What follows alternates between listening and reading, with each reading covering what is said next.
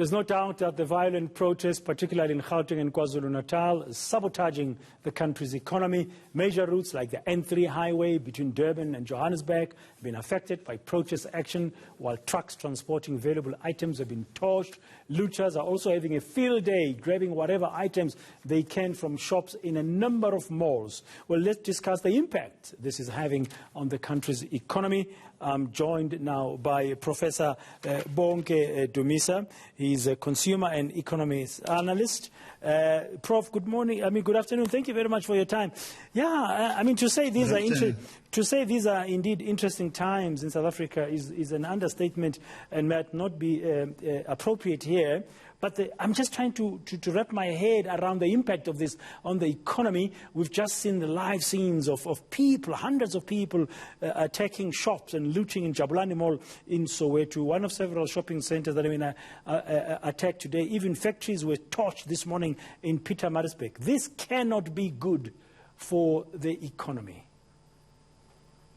You are correct. Let me start by quoting one of the most respected people in the world, Dr. Martin Luther King.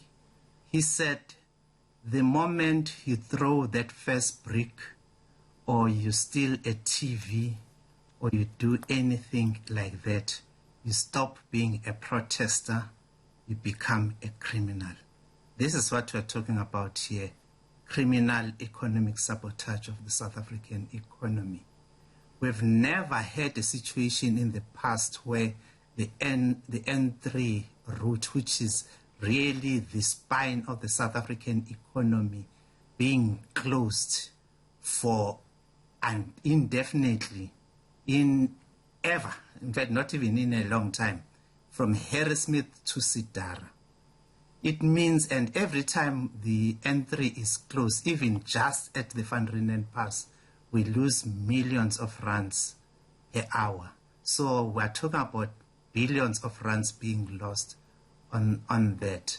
And when you start hearing about people burning just 53 cars which are waiting to be auctioned or sold, and when for some of the people who say this is affecting what they call white monopoly capital, this is actually an illusion. I was reading a post of one of the young aspirant black doctors whose surgery was destroyed during all these things. So let us remove all the political camouflage to this and face the reality that we are dealing with criminality here, and then we'll be able to address this thing. And the impact, as I've already said, we're talking about billions of rands.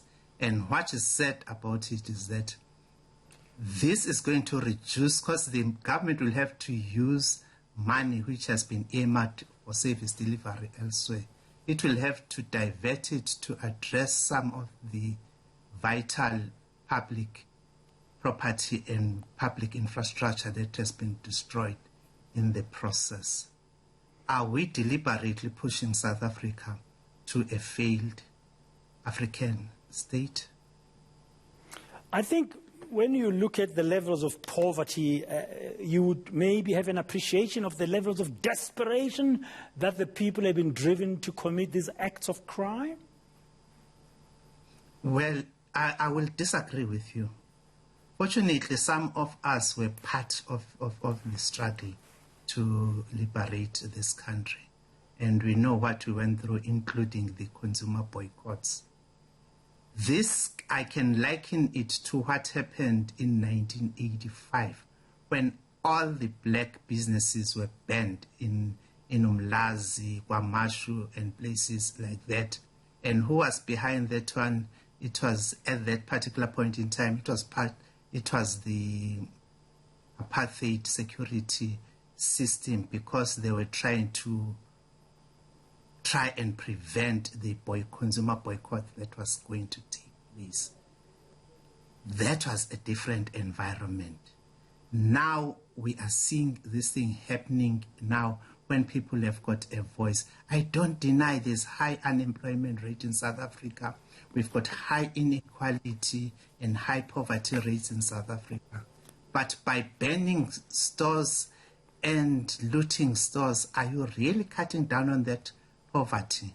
And when we are saying youth employment, unemployment may be part of this, that is misleading, because we saw some old people being part of the looting.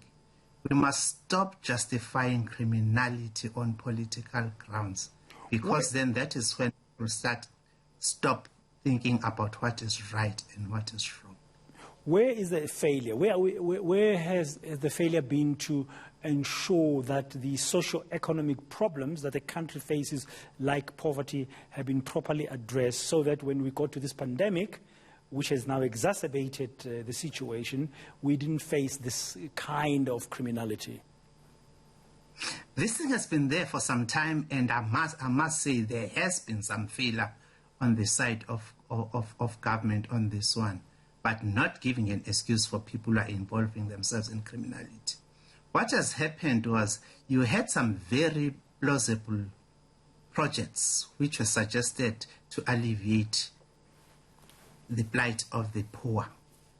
And then the funds there, those are some of the things which are being had at the Zondo Commission as it is now. The funds were diverted to corruption. Every time now I hear that there's going to be a poverty alleviation project, I ask myself, who is up to what? Those are the things we've got to address, but banning stores and looting from stores is not addressing that one. How do we address? How do we then address effectively what you've just referred to as an example, that when you hear about there's a new poverty alleviation program, you wonder who's going to get what money, where's the money going to go? So that's corruption. Because the people on the ground are not experiencing that. What they're experiencing, as an example, Prof, is the following. I'm just going to give it as an example. They hear of 350 Rand COVID-19 grant to assist during the pandemic, which has now been suspended. And at the same time, during the pandemic, they hear of a contract given irregularly to one communications company by the Department of Health worth 150 million. People must be thinking, you're not giving me that 350 anymore, but you're taking 150 million Rand, giving it to a group of individuals in one company.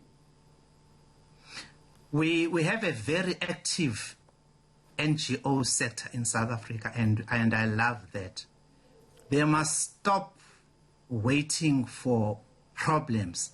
They must always be checking out what is happening there. As soon as there's amber that there are problem signs there that there may be corruption, they must blow the whistle there and then, not until later. Unfortunately, we don't see that. There's only one NGO which I normally see dealing with this thing. It's in the education sector. Section 27. Section 27. Yes, it would take the government to court all the time on such lapses. We need more of that in other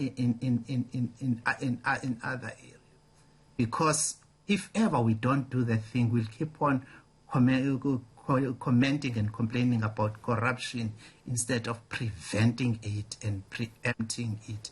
I am not saying that the government is entirely to blame for this, but unfortunately, we can do something to address the issue of inequality, because there's more inequality now in South Africa in 2021 than there was in 1994. We cannot run away from that thing. And some less poverty now than we had in 1994. Let us address those things. The issue of unemployment is another issue.